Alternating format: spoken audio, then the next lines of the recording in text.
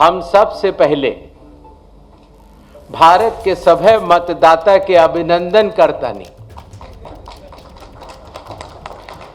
आ विशेष गहन पुनरीक्षण अभियान SIR के सफलतापूर्वक संपन्न करावे खातिर रउआ सभे के कोटि कोटि आभार आ धन्यवाद जतावत बानी।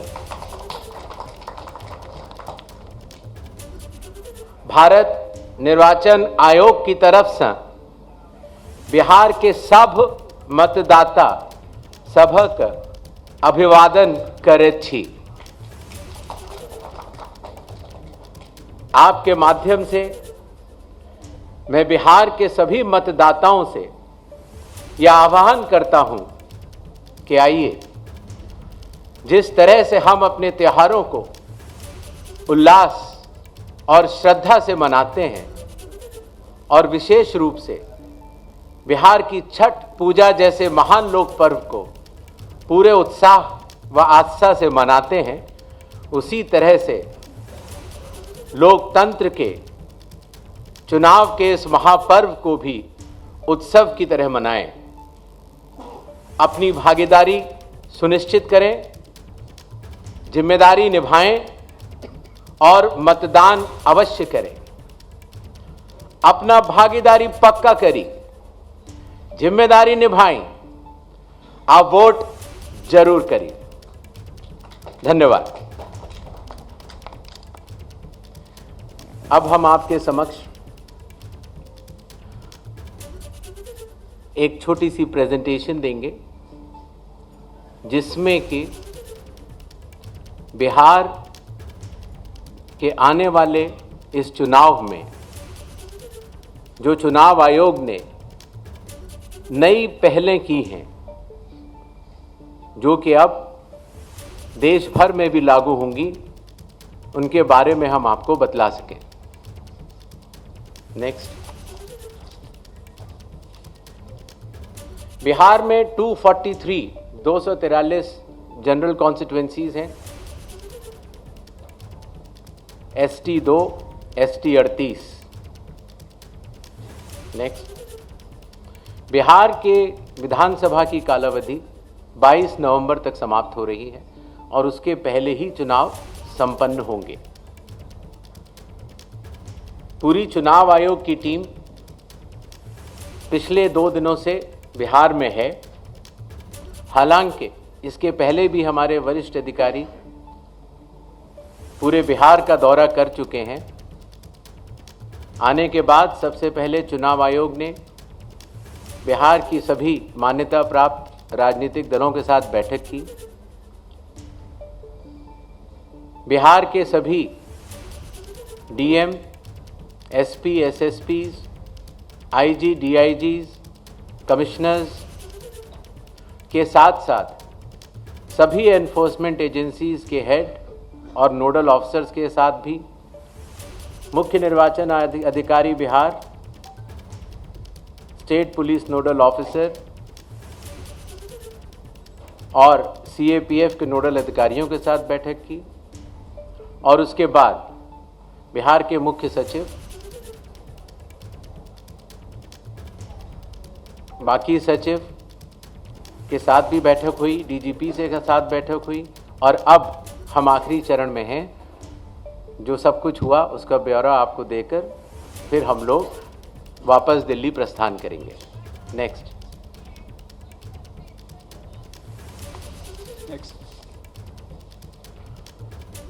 बिहार से शुरू होने वाली कुछ पहलों में सबसे पहले परिशीलन, ट्रेनिंग। बूथ लेवल एजेंट्स की पहली बार चुनाव आयोग ने ट्रेनिंग की और बिहार के सभी बूथ लेवल एजेंट्स 1 की ट्रेनिंग कुछ माह पूर्व ही दिल्ली में संपन्न हुई।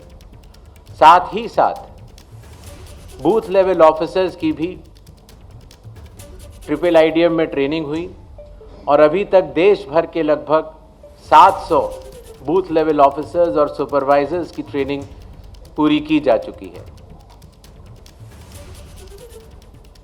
साधारण तौर से पुलिस ऑफिसर्स की ट्रेनिंग जिला या स्टेट में ही होती थी, लेकिन इस बार एक मानक के तौर पर उसको दिल्ली में भी ट्रेनिंग शुरू की गई।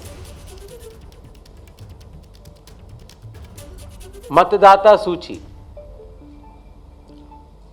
इसमें सबसे बड़ी पहल रही विशेष गहन परीक्षण अर्थात स्पेशल इंटेंसिव रिवीजन।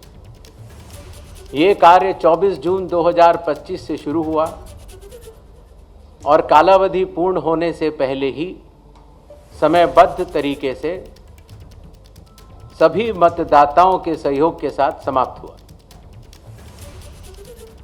जो बूथ लेवल ऑफिसर्स, निर्वाचक पंजीयक अधिकारी जो इतनी मेहनत के साथ ये कार्य करते हैं, उनके मानसिक मोटिवेशन के लिए उनका रिन्यूमरेशन भी बढ़ाया गया। काफ़ी वर्षों के बाद ये पहली बार हुआ और ख़ास तौर से EROs और AEROs को पहली बार ऑनरेडियम देने की व्यवस्था की गई। पहले ये बात सुनने में आती थी कि वोटर कार्ड मिलने में बहुत देरी होती है, इसलिए चुनाव आयोग ने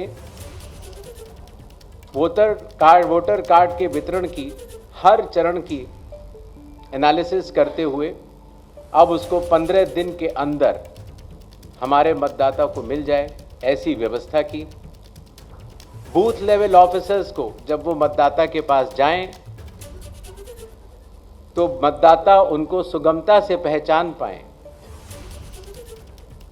इसलिए बूथ लेवल ऑफिसर्स के लिए भी फोटो आईडी कार्ड्स शुरू किए गए।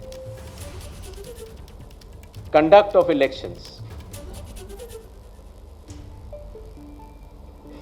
विकास की गति के साथ चलते हुए हर जगह ये समस्या मतदाता लोग बताते थे कि कई बार जब लाइन में खड़े होते हैं तो मोबाइल की आवश्यकता पड़ती है। आजकल मोबाइल कोई नहीं छोड़ना चाहता, तो इसलिए बूथ के कमरे के ठीक बाहर मोबाइल जमा कर अपना वोट देने के बाद ठीक बाहर आएं और अपना मोबाइल ले जाएं। ऐसी व्यवस्था की ट्रायल की जा चुकी है पिछले बाई इलेक्शंस में और बिहार में ये पूरे राज्य में लागू होगा, सभी 90,000 पोलिंग बूथ पर। फिर एक बात ये भी समझ में आई कि जो मतदाताओं को वोटर इन्फॉर्मेशन स्लिप दी जाती है, जिससे कि उनको पता लग जाए कि ये बूथ कहाँ पर है और अगर चाहें तो पहले भी जाके देख सकते हैं, उसमें बूथ की संख्या और पता बड़े फॉन्ट में, अगर आप देखेंगे इसमें तो लाल रंग से उसमें चौकोर किया हुआ है, तो बड़े फॉन्ट पर आप दूर से ही देख सकते हैं, जिससे कि आप अपने मतदान केंद्र में बड़ी सुगमता के साथ जा सकते हैं। इलेक्शन कमीशन ने टेक्नोलॉजी का सहारा कई वर्षों से लिया हुआ है। धीरे धीरे करते करते लगभग 40 एप्लीकेशंस बन चुकी थी, जिसको कि हर मतदाता को या स्टेक होल्डर को बार बार अलग अलग लोड करना पड़ता था। इसलिए सबको मिलाकर एक कंप्यूटर प्लेटफॉर्म तैयार किया गया, जिसका नाम है one stop digital platform ECI net.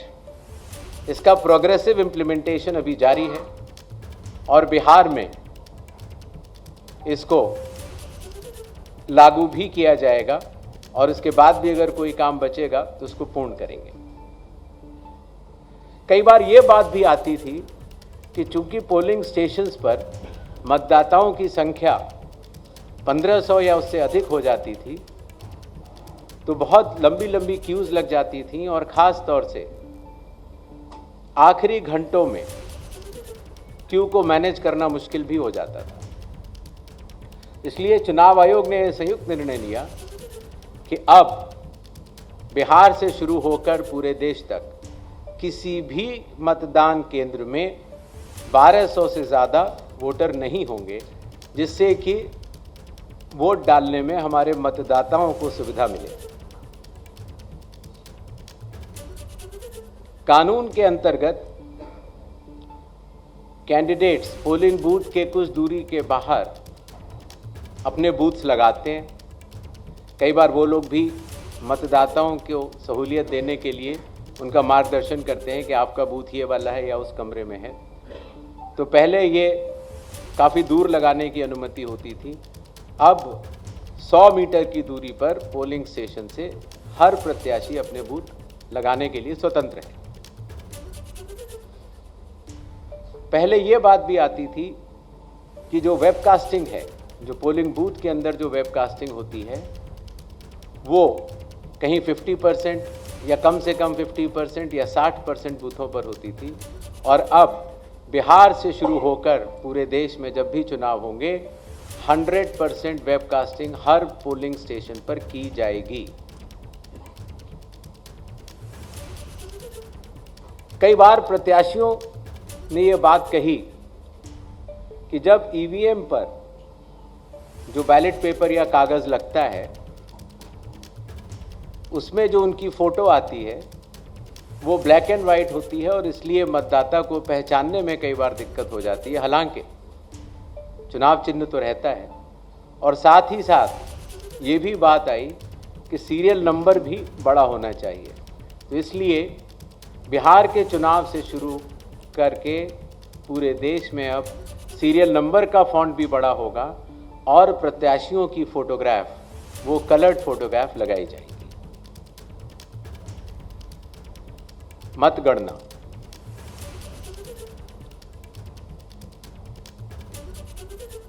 पहले जब वोट्स की काउंटिंग होती थी तो अगर फॉर्म 17C, जिसके बारे में आपको बाद में आगे बताऊंगा, अगर उसमें जो प्रिसाइडिंग ऑफिसर पोलिंग एजेंट्स को देते हैं और ईवीएम की काउंटिंग यूनिट में अगर कोई भी मिसमैच होगा तो ऐसी सभी वीवीपैट की गिनती पूर्णतः की जाएगी। इसी तरीके से पोस्टल बैलेट्स की गिनती भी ईवीएम के आखिरी 2 राउंड से पहले पूर्ण करना अनिवार्य होगा, और ईवीएम के आखिरी 2 राउंड उसके बाद ही शुरू होंगे।